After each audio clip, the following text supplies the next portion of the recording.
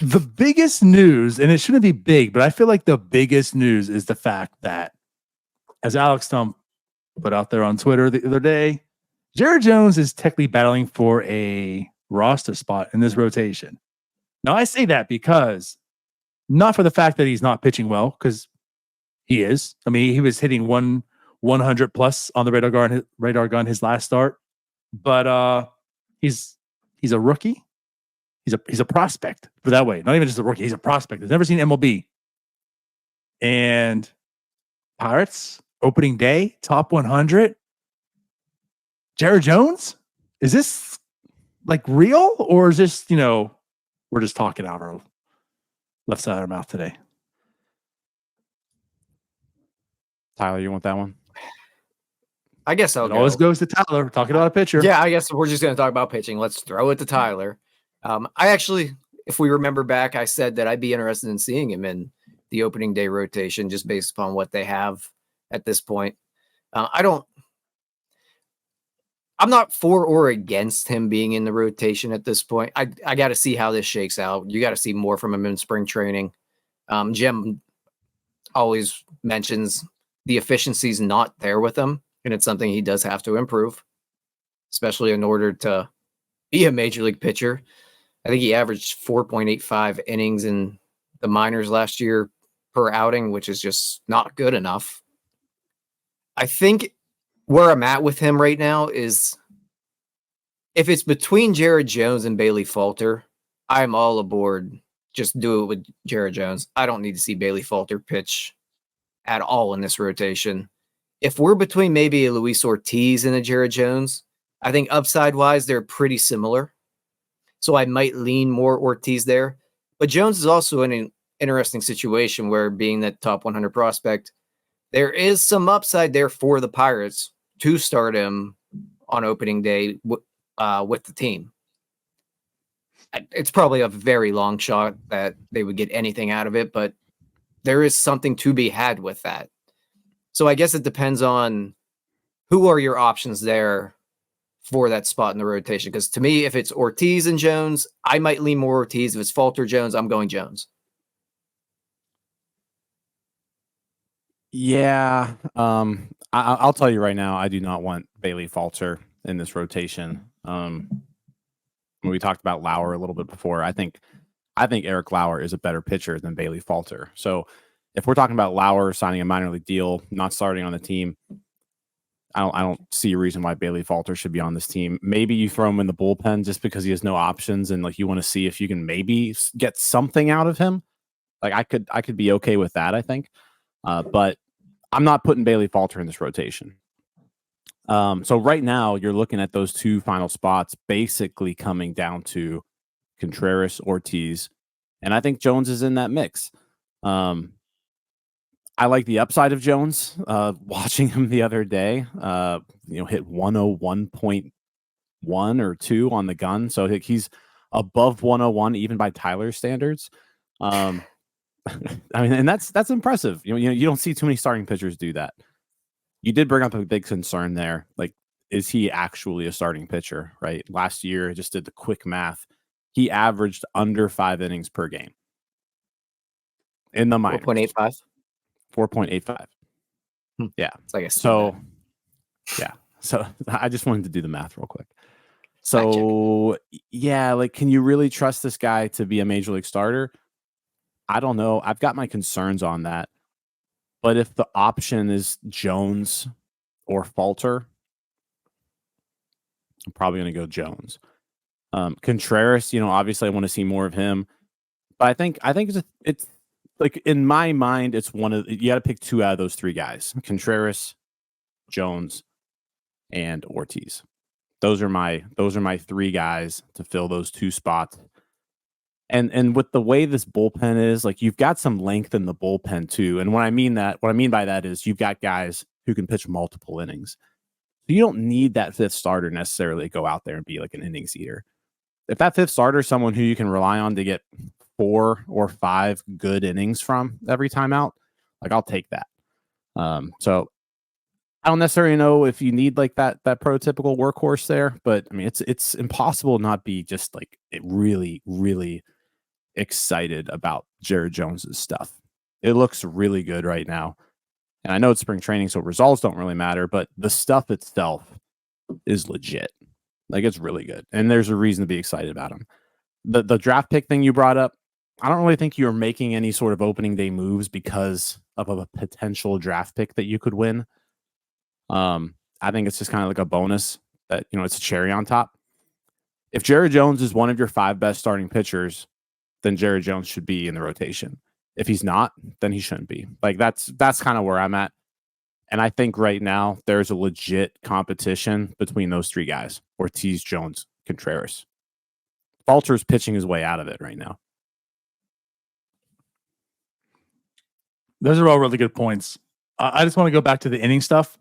I agree. I want to put it there. I agree. He has to prove more that he can last long into the game to prove like he's a good starter. But I kind of recall us talking about Jared Jones much early into the season, where it seemed as if like it was almost intentional, right, Jim? Like, we talked how many times like it was like he was at like 73 pitches and they pulled him like in the 4th inning. So it almost seemed like, I don't want to fault him too much because it seemed like there was a lot of it maybe by design, at least early on in the season in that. But you're absolutely correct too. Like, he also hasn't proven that he's a guy who can go out there for 7 innings. He tends to throw a lot more balls than you want to see, right? He doesn't just like flood the strike zone. So make a valid point there.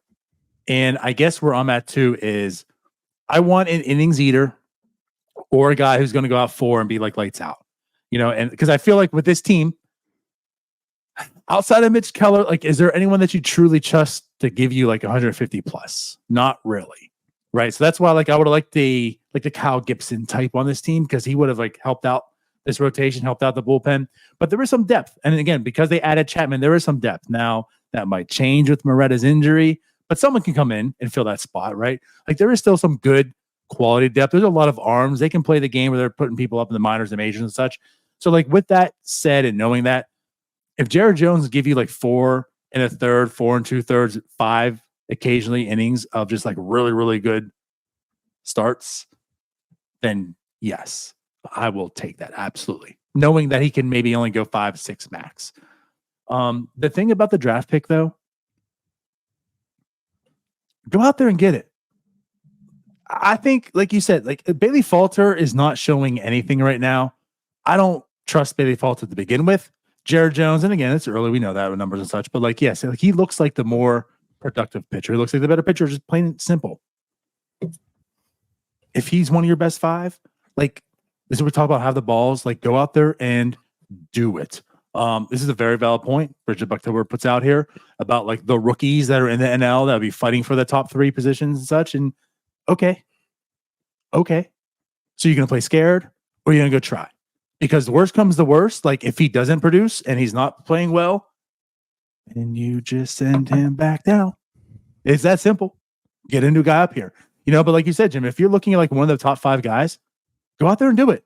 And then say, here, kid, prove to me, prove to the world, get yourself some extra money.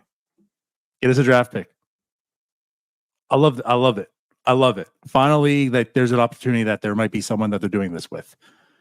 Granted, it is Jared Jones. It's not like an upper echelon. It's not like the O'Neill Cruz, the Paul Skeens, and like the NDs that we've had in the past. But like, Jared Jones, you see what he's got. Like you said, Jim, 101.2. That's exciting. Show me what you got, kid. Prove it to me. I'll give you the opportunity. Yeah, and he's gonna have to earn it here throughout spring training. He needs to be a little bit better results wise as well, because he's still not getting the swings and misses with the stuff he has. He should be missing a lot more bats at this point. But if you really look at Jared Jones here, he's almost the perfect replacement for Oviedo. They do a lot of things pretty similarly, where they're not super efficient, but when they're lights out, they can probably be pretty lights out. If we're looking for more of an innings eater at that point, unfortunately, your only option is probably Quinn Priester. He will eat innings, but they will be not very quality innings. But if you're looking for an innings eater, that's really the one option you have. At this point, as you both have said, it comes down to who's the best arm out of this group. And that's who you have to go with. Yeah, I will push back a little bit on the swing and miss thing. Looking at his start on Tuesday that he had against the Blue Jays.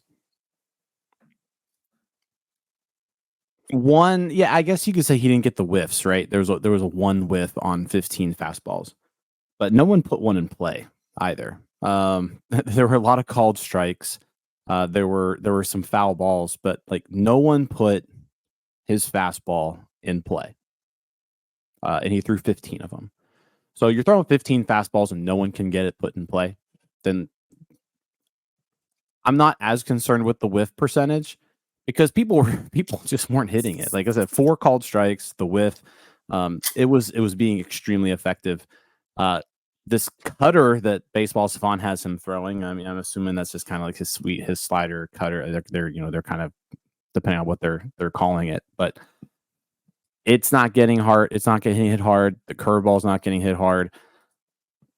He's looked really, really impressive. And like Donardo, you bring up, yeah, you might as well go for it. Like and that's what I mean. Like if you think Jared Jones is one of your top 5 guys, put him in that rotation.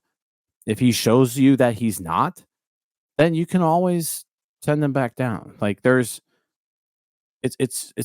that easy. Like you're not going to ruin his career if in May 10th, he's got a 5.5 ERA and you're like, you know what, you've got some things you need to work on, go down to AAA, right? Right. So yeah, that's kind of where I'm at right now. Like I'm in win now mode, and if Jared Jones is the guy to win now, then Jared Jones is the guy to win now. Plain and simple. I'm not worrying about service time or anything like that with Jared Jones.